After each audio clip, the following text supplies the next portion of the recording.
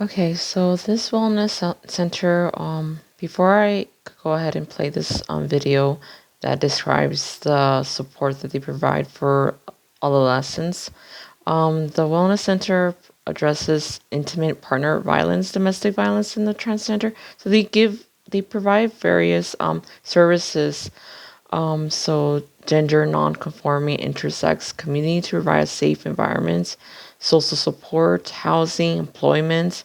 Their mission is to provide services and support for the transgender diverse community, and their vision is to provide safe, prosperous, and healthy community for transgender diverse individuals. The center assists in providing name and gender change through the court. They also advocate for rehabilitation programs, community reentry facilities, and continuation of medical necessaries.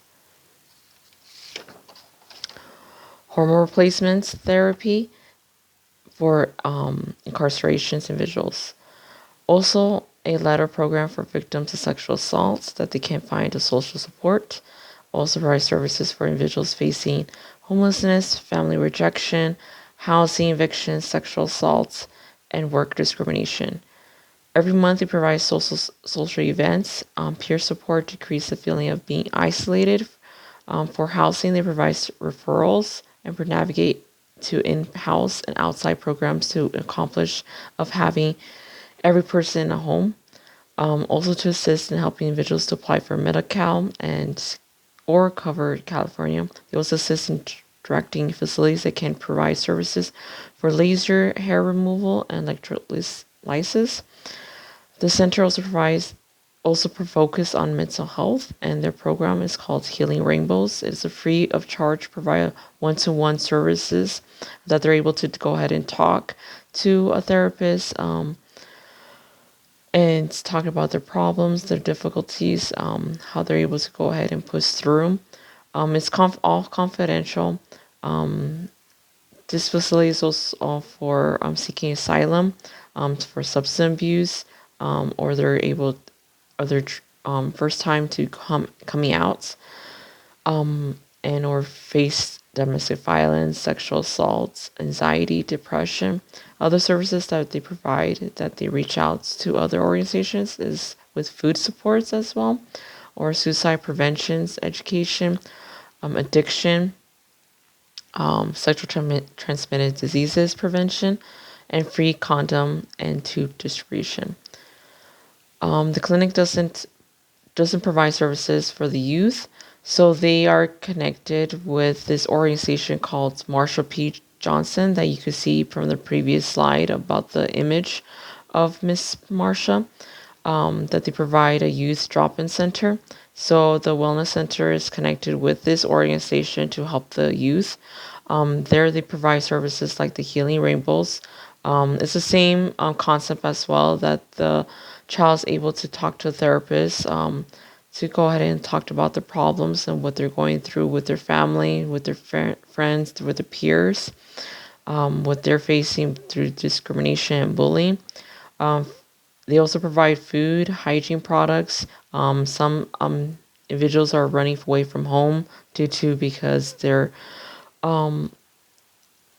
pushed away from the families are pushing them away, not accepting them who they are, so they don't feel comfortable in their own skin.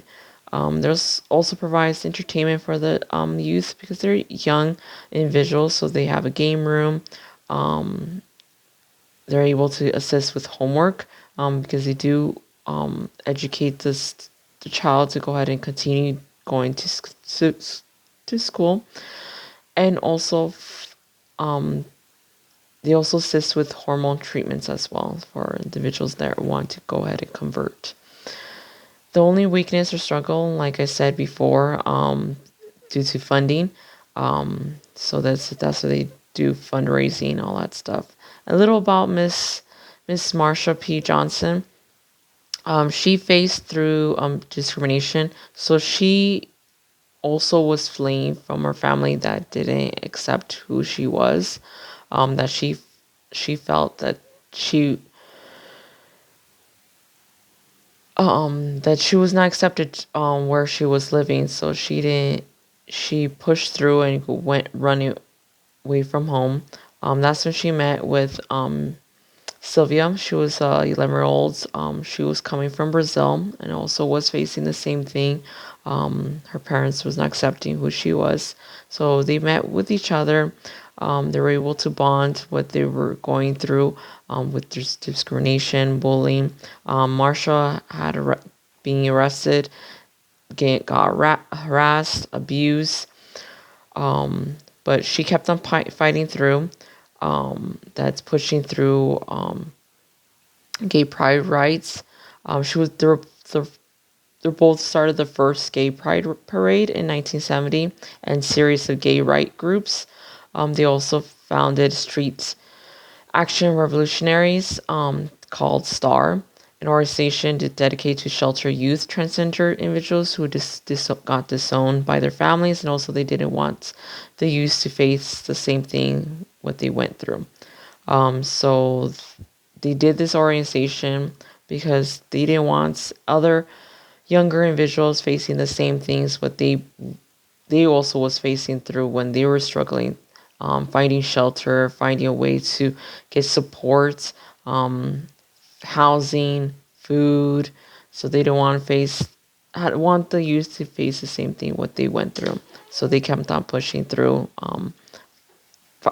fighting for rights, for gay rights. So this video explains a little about the support that they provide for the youth in this organization. That's just one individual that describes that they feel really comfortable now gaining the support of others youth that's going through the same thing. So they feeling very comfortable talking about what they the discrimination, the bullying.